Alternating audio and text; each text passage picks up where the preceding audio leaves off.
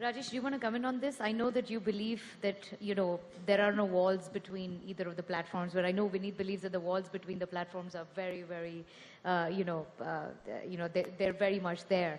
So I want to get both your perspectives on why you believe exactly the opposite. See, so I completely believe that consistency is a very, very important factor for a brand because brand actually promises that consistency. Whatever space you're working in, whatever quality you are giving it, customer already knows that if I'm buying something, even before entering a shop, they would expect that this kind of merchandise I'll get in Lacoste.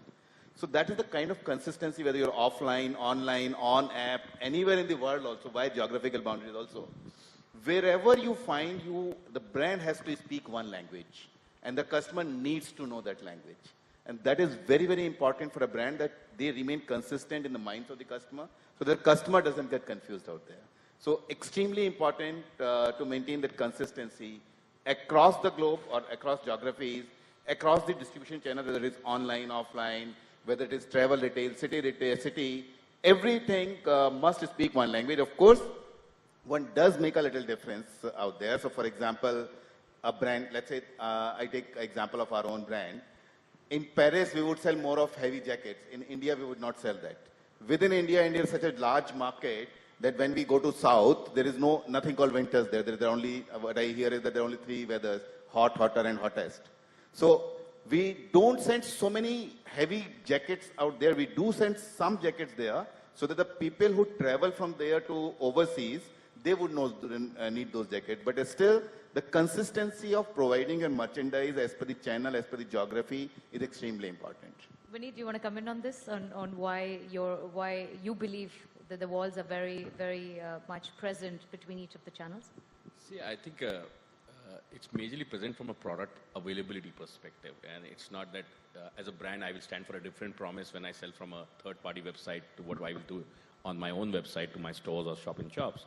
But the product availability will change, and that's what retail is all about. It's about perfecting where you are and what that consumer stands for and what he is expecting out of you.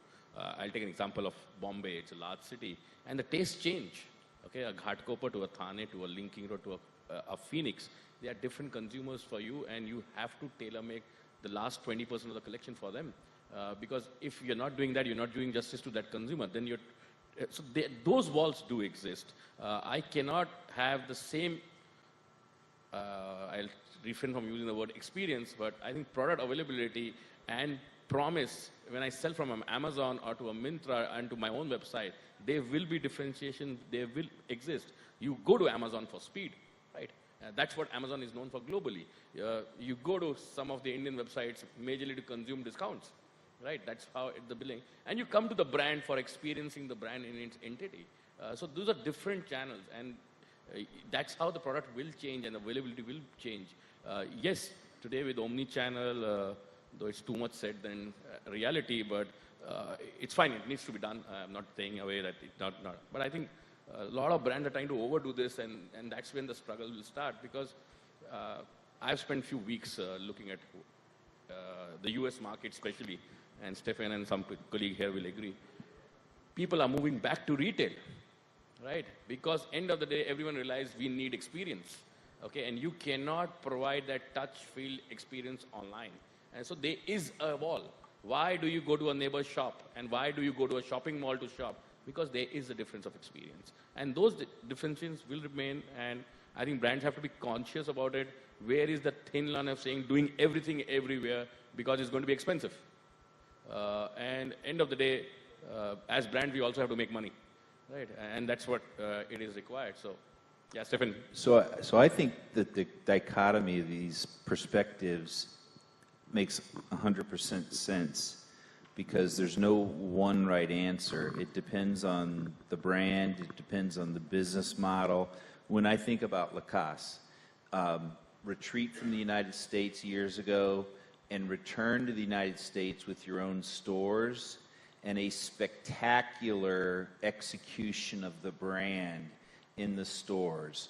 Full basic palette, full seasonal palette, full array of the sizing options. The brand had never been presented in the full array as it is now. And therefore, the brand has thrived like it never did when it was presented through the department store channel. So the perfect right decision for execution of the brand. So I think the lesson is, it depends on the business model, the brand, the competitive situation, what the right strategy is, but it needs to be well thought out and purposeful.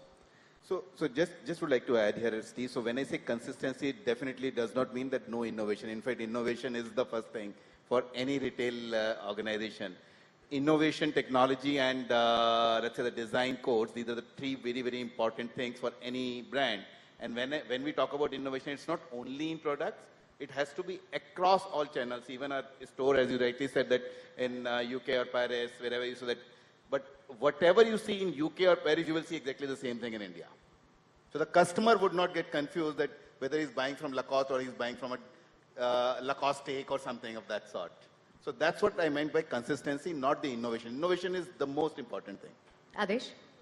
First of all, as I earlier mentioned that, innovation is the key.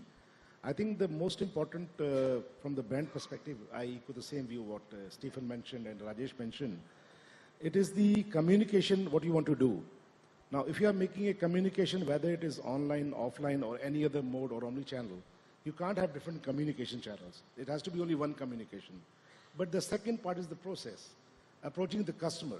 Now, if I have to approach, let's say large format customer, or if I have to approach, MBO, or I have to approach, maybe my own kiosk, the communication will remain the same, but customer experience, customer, process to reach the customer will be very different. And if we talk about online, for example, now what we do on, let's say print media, or let's say we do on magazines, but the moment we talk about online, then of course the Facebooks, then Instagram, and then Twitters, and whatnot. Then here is more of innovation. You can't just be static. Tomorrow maybe some new app will come, maybe it needs a different experience. The experience will keep on changing when you change online platform. And you can't have for let's print media or magazine, again there will be a static communication. But the moment you go to online, there will be continuous dynamic communication, but still within the core of the brand. So that has to be there all the time. I'd just like to quote an example here of what exactly you are saying, that consistency is important, but how do you suit yourself to that occasion? And Spaces as a brand, it stands for thoughtful living. One ethnographic work that we did, 85% of the time an average Indian spends is on the bed, literally. Because, in most homes, your bedroom doubles up as a guest room. Your close family relatives come in, you just invite them for the chai party happens there. Kids eat on the bed, you have your dinner on the bed, you watch TV on the bed. The attention to the bed sheet is like zilch, beyond design and price, nothing. So, we as a brand, we're trying to stand for something and really elevate the conversations in this category beyond just design and price. And thoughtful living, therefore, is our proposition where we say that, we have bed sheets that can keep you 2 degrees warmer in winter and 2 degrees cooler in summer. How about that? And, it's all around what's your bed sheet superpower. And, it did really well for us. But then, there is this period of time when the category sales are at their highest, which is the festive period. And, Spaces has always stood for international look, international designs, and, all this thing around what's your bedsheet superpower and what's your towel superpower. And we said that if we have to capture this, we have to, stay consistent with our brand proposition, but how do we do it differently? And, during festive, all the ethnic wear is at its highest sales, all the traditional designs, etc. And therefore, we came up with the concept of Spaces Rangana, which is actually, Indian motifs inspired designs. But done thoughtfully, because the brand is all about thoughtful living, that we, actually, the proceeds were sent to communities who do these designs like Madhubani, Patan Patola, and, these designs flew off the shelves for us. And we really thought that was a nice way of continuing with the brand promise, but doing it in a way that was very meaningful for the consumer at that point in time, which is the festive season.